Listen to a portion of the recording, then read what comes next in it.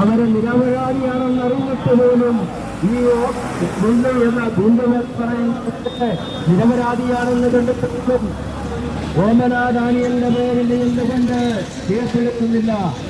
ഓമന ദാനിയലിനെ കൊണ്ട് പറയിപ്പിച്ചിരിക്കുന്നു ഈ രാജ്യത്തെ ഭരണകൂടം. എന്താണ് പറയിപ്പിച്ചിരിക്കുന്നത്?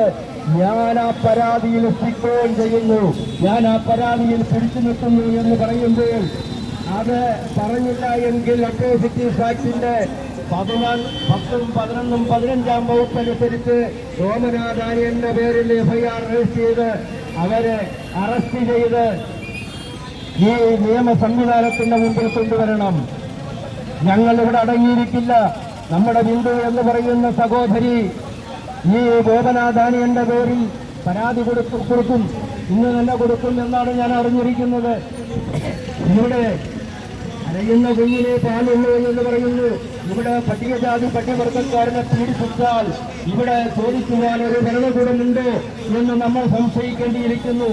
അവന് ഇത് ചെയ്യുമ്പോൾ നൂറോളം നൂലാമാലകൾ പറഞ്ഞ് അതിനെ നീട്ടിക്കൊണ്ടുപോകുന്ന ഒരു പരിപാടിയാണ് നടക്കുന്നത്.